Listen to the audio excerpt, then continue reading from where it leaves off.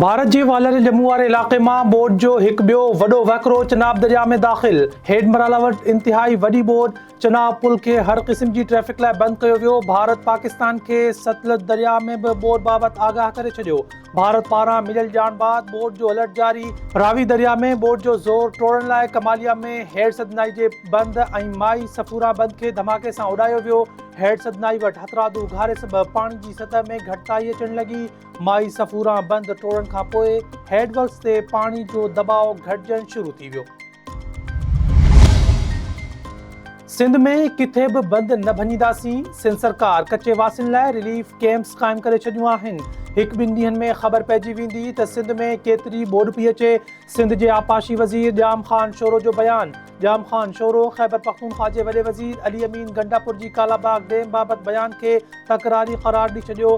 सूबाई वज़ीर चयो त गंडापुर जो कालाबाग डैम बाबति बयान मुनासिब नाहे। ही वक़्तु तकरारी बयान जारी करण जो नाहे।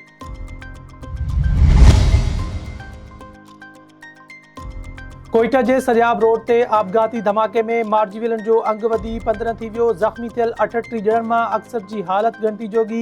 धमाको BNP जो जलसो ख़त्म थियण बाद थियो। CTD तर्जमान मूजिब सरियाब रोड शाहवानी स्टेडियम साम्हूं आपघाती धमाके जो केस अणॼातल जवाबदारनि ख़िलाफ़ दाख़िल कयो वियो आहे। आपघाती बमबार जूं बाक़ियात फॉरेंसिक लाइ लैब उमाणियूं वियूं। वज़ीर आज़म शहबाज शरीफ़ आपघाती धमाके जी मज़म्मत कंदे ज़िम्मेवारनि ख़िलाफ़ कार्रवाई जो हुक्म ॾेई छॾियो। वज़ीर आज़म चयो त दहशतगर्दी ख़िलाफ़ जंग जारी रहंदी। पीपल्स पार्टी चेयरमैन बिलावल भुट्टो ज़रदारी पारां बि BNP जे जलसे जे मौक़े ते दहशतगर्दी जी मज़म्मत। बिलावल भुट्टो चयो त दहशतगर्द जल्द कानून जी पकड़ में ईंदा। बलूचिस्तान सरकार ज़ख़्मियुनि जे इलाज मुआलजे जूं सहूलतूं यकीनी बणाए।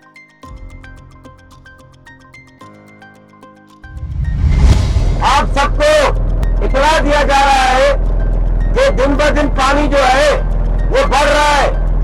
अब ये सारे घर छोड़े आपको होम कैंप्स में मुंतकिल करते हैं ताकि आप किसी बड़े नुकसान से बच सके। सिंधु दरिया में चाड़ बाद कोटड़ी बैराज जे कंदनि ऐं भरपासे जी आबादियुनि खे महफ़ूज़ हंधनि ते मुंतक़िल थियण जी अपील। इंतिज़ामिया पारां राति खां माण्हुनि खे घर ख़ाली करण लाइ मुख़्तलिफ़ इलाक़नि में पड़ा ॾियारण ऐं ऐलान करण जो सिलसिलो जारी। ज़िले इंतिज़ामिया तरफ़ां मल्लाह ॻोठ, शमीर शोरो ॻोठ ऐं ॾेथा ॻोठ जे रहाकुनि खे घर ख़ाली करण जूं हिदायतूं।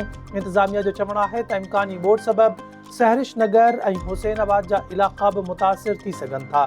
लतीफ़ाबाद नंबर 4 ऐं नंबर 10 जे रहवासियुनि खे बि घर ख़ाली करण जूं अपीलूं।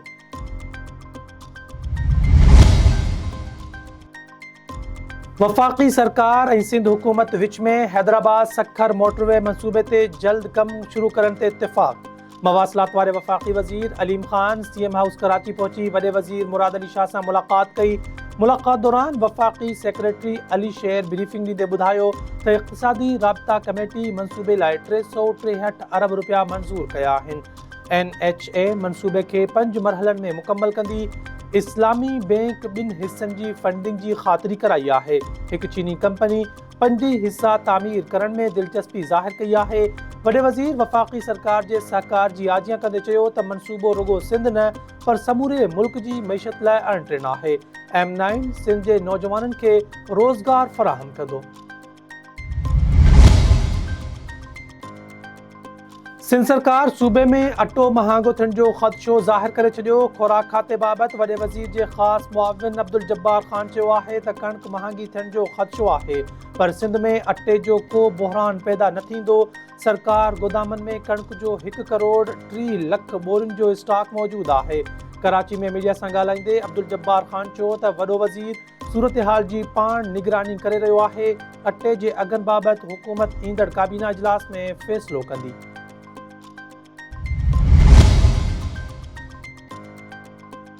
कराची जी हदसाब अदालत गैर कानूनी अलॉटमेंट केस में मलिक रियाज़ समेत 10 जवाबदारनि जा ॿीहर ज़मानत न थियण जोगा गिरफ़्तारी वारंट जारी करे छॾिया। जवाबदारनि खे इश्तिहारी क़रार ॾियण लाइ कार्रवाई शुरू करण जो बि हुकुम।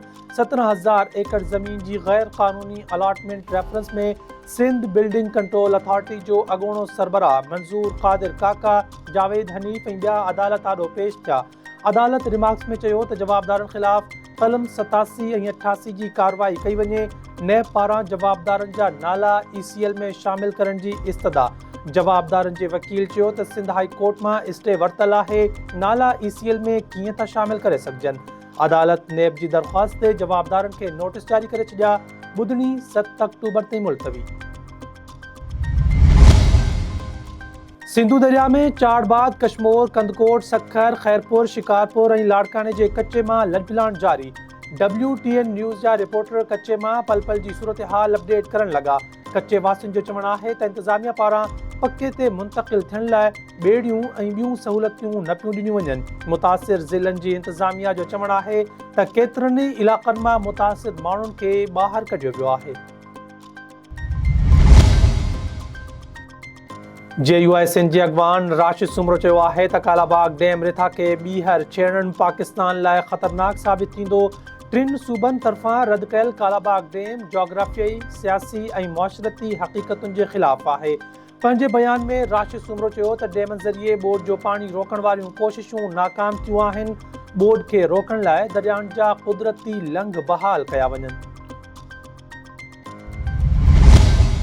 पंजाब जा दरिया खपाए तरबेला ऐं मंगला डैम ठाहियो वियो। ॿई डैम हाणे न बोर्ड रोके सघनि था ऐं न बिजली पैदा करे सघनि था। पाकिस्तान जो अवाम सोचे त ही नुक़सान कंहिंजो थियो। ज़ुल्फ़िकार जूनियर जो डिस्ट्रिक्ट बार सखर जी तक़रीब खे ख़िताब। ज़ुल्फ़िकार जूनियर चयो त मग़रिब जी ग़ुलामी कंदे सिंध तास मुआहिदो कयो वियो। मुआहिदे तहत भारत खे पंहिंजो गंद ऐं फुज़लो पाकिस्तानी दरियाउनि में छॾण जी इजाज़त ॾिनी वई। सिंध समेत पाकिस्तान पुछड़ी ते हुअण सबबि दरियाउनि ते पंहिंजो हक़ ॿीहर मंझराए सघे थो। सिंध जा नौजवान तब्दीली ऐं इनक़लाब लाइ तयारु आहिनि। सवाल इहो आहे त इनक़लाब पुरअमन हूंदो या खूनी।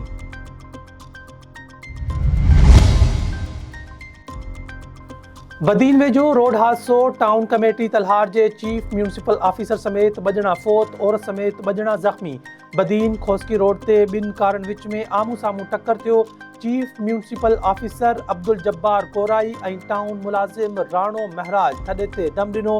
हादसे में औरत सीता ऐं गोपाल चारण ज़ख़्मी थी पिया। फोतिन जा लाश ऐं ज़ख़्मी इंडस अस्पताल मुंतक़िल। ॿिन्ही ज़ख़्मियुनि जी हालत ॻणती जोगी। कराची में जवाबदार कुहाड़ियुनि जा वार करे पंहिंजी मंगेदी खे क़त्ल करे छॾियो। पुलिस इल्ज़ाम हेठि आयल शख़्स खे गिरफ़्तार करे वरितो। पुलिस मूजिबि हिंगोरो ॻोठ में जवाबदार अली गोहर कुहाड़ियूं हणी 35 वरनि जी रशीदा खे क़त्ल कयो। वाक़ियो घरेलू छेड़े दौरान पेश आयो। पुलिस जवाबदार खे कुहाड़ी समेत हिरासत में वठी छॾियो। सिंध समेत सॼे मुल्क में जश्न ईद मिलादुन्नबी सल्लल्लाहु अलैहि वसल्लम जे मौक़े ते रैलियूं ऐं तक़रीबूं। गढ़ी यासीन समेत मुख़्तलिफ़ शहरनि में रैलियूं कढी इंसानियत जे अज़ीम मौसिन खे भेटा पेश कई वई। बलोचिस्तान जे शहर विंदुर में जश्न ईद मिलादुन्नबी सल्लल्लाहु अलैहि वसल्लम जे मौक़े ते ॿेड़ियुनि जी रैली कढी वई। मज़हबी तंज़ीमुनि पारां डाम बंदर में कढियल रैली में मज़हबी आलमनि, तालिबनि, इलाक़े वासियुनि जी वॾे अंग में शिरकत।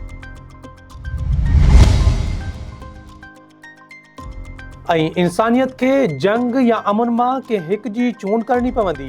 चीन जो अवाम अमुन लाइ पुरअज़्म ऐं तारीख़ जे दुरुस्त पासे बीठल आहे।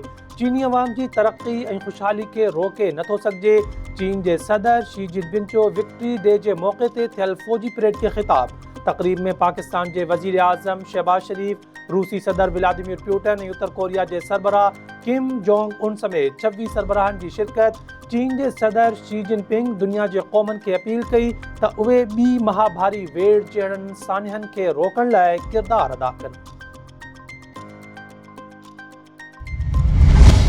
अस्सलामु अलैकुम। WTN न्यूज़ में भली कार। मां आहियां इशफाक अहमद। हेडलाइंस सां ॾिठूं तफ़सीली ख़बरूं शामिल कंदासीं। शॉर्ट ब्रेक खां पोइ असां सां गॾु रहिजो।